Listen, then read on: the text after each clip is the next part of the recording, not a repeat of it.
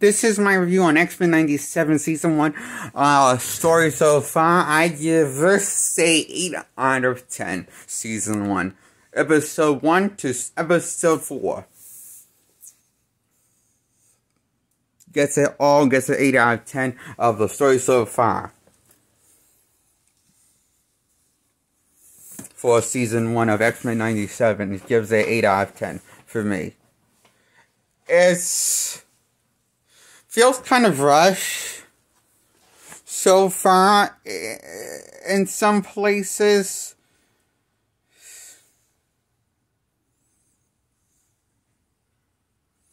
Even though, like, I wouldn't say rush, okay? I take that back. It doesn't feel rushed. It's good, well paced as these episodes are, individual episodes, but I guess my problem is, as these individual episodes goes on, it doesn't feel like it has any clear direction of where the story is going so far. With these beloved characters, versions of the X-Men, that are original versions of the X-Men from the X-Men the Anime series, and this is a sequel show to that show. Basically, it's been marketed as worthy, lives up to the name, but I give it an 8 out of 10. It lives up to the name, sort of. It lives up to the name as in, well, it's as good as X-Men, the animated series, Season 5 of the original show. It's as good as the original writing as the original show of Season 5. That the Season 5 story is told. But it has much greater animation than Season 5 of the original show. With better character designs.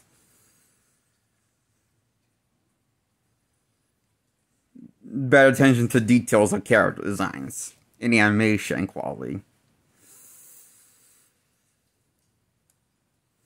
You know, compared to Season 5 of X-Men the Anime series.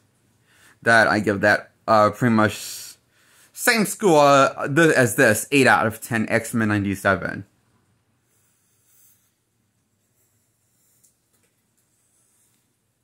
Is it as good as the first 4 seasons? No, not yet. So far, the story so far for the first 4 episodes so far.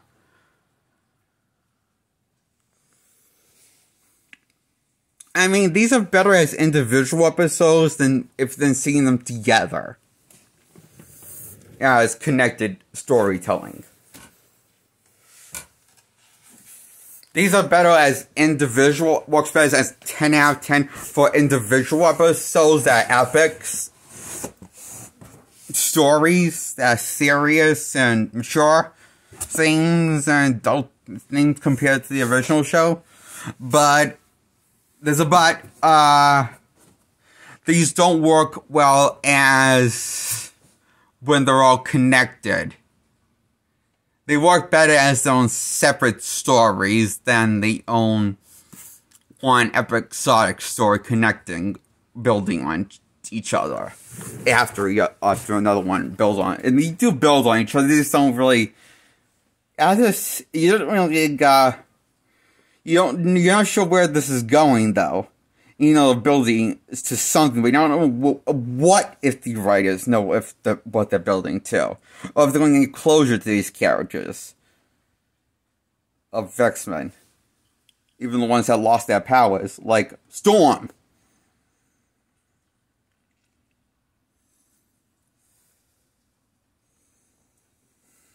So, yeah.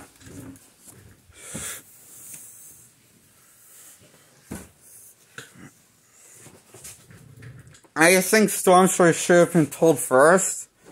After she lost her powers. And I think Jubilee's story should have probably been told second. And then they should have probably gone into the clone story of Jean Grey. Last, if I say that for episode 4, I felt like, you know? Make episode 3 for episode. I seen the story for episode 4 should have been the story for episode 3, and the story for episode 3 should have been the story for episode 4. It would have made more sense to build on the tense on the stories being better and better and more mature. But no, that's not what happens, does it? So that feels like a little it just feels like it's structured wrong. To me. Personally. I don't know what's going on. There's going to be 10 episodes released in season 1 total. And there's only 4 episodes released so far on Disney Plus, exclusively to Disney Plus streaming service that I saw it on. Is where the only place you can watch it. And the only place where you can watch it and to get it is on Disney Plus. Can't get on physical either. Yeah. So, you don't have a Disney Plus account, so can't see it. But I give it 8 out of 10 so far. These 4 episodes all together. Total, these stories unfold, giving it 8 out of 10. Now the animation is great, so perfect for this new sequel show, and also the voice acting is perfect. These characters sound like the original cast, but you'll be surprised some of the characters are not the original characters from the original show. Wolverine, they got Wolverine back, and got the guy that plays Beast back, and the girl that played Rogue back, but the rest had to get recast. Don't know why, but it kind of it fooled me because I didn't notice the difference. Because they just sound like that on point with the original cast. The recast characters for these characters on X-Men 97 that played these characters. They're that good.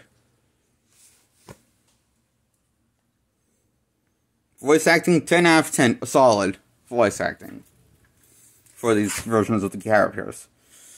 These feel like these continuation of versions of characters from decades later after the series, some few decades later after the original show ended.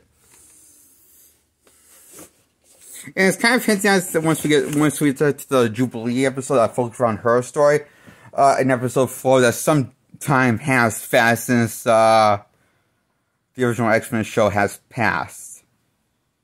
And like a few decades has passed since the original X-Men show happens. Yes. It's like, I'm not really sure when the original X-Men show ended. It was in this timeline. Like, how far away is this into the future from the original X-Men show? Is this, I don't know how many far in the future it is from the original X-Men show. Don't know yet. I wish I knew, though. I wish there was more clues on where this takes, how far in the future this takes place from the original X-Men show. I mean, years later.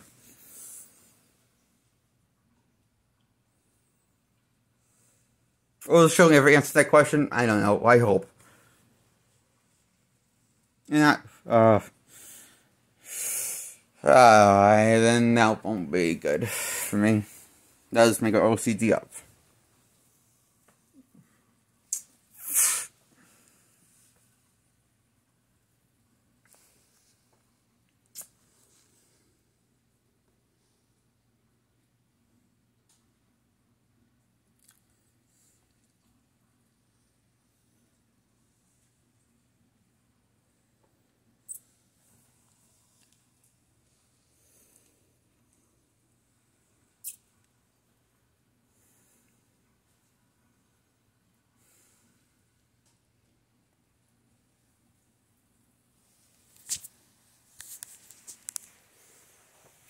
And that's my review on the first 4 episodes of X-Men 97 before the full series comes out on Disney Plus. Full 10 episodes are going to unfold the whole story in 10.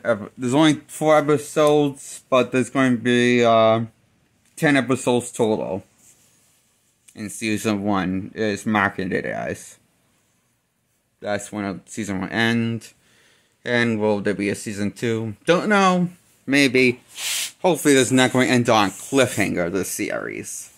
And if there is, I just don't think it would be smart to end on a cliffhanger. I think it's smart to bring as much closure to the show as possible, and don't do some risk like ending on a cliffhanger. That would be stupid and foolish. Nobody wants that, and especially that's kind of a dicey business decision because you don't know. Because I don't know how this is going. This is Disney, and they don't make as much money off the Marvel stuff as they used to.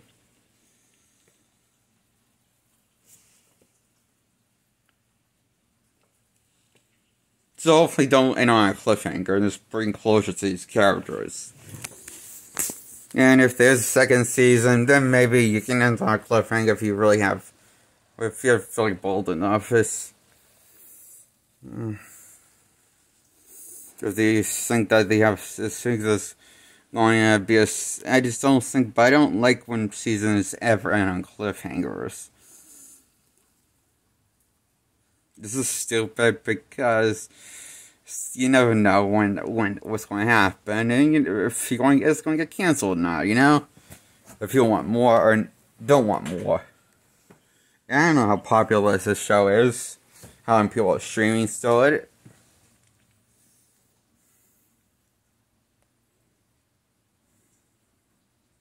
So we'll see. But I give X-Men 97 the show a 8 out of 10 season 1 so far of X-Men 97. Okay, 8 out of 10 I give it the show. This is the best X-Men content I have gotten since the original show ended with season 5.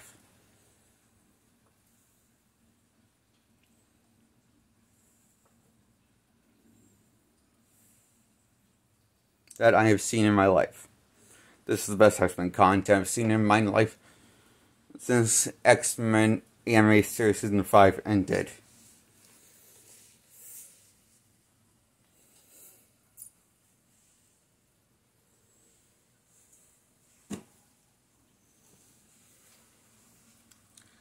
And this is also 8 out of 10 this season so far. X-Men 97 is great. Thumbs up. I approve. And subscribe, hit the subscribe button, and then hit the bell button to get subscribed. And then if you like this content, like this video, if you like this video, especially the video, hit the thumbs up to like this video. Goodbye.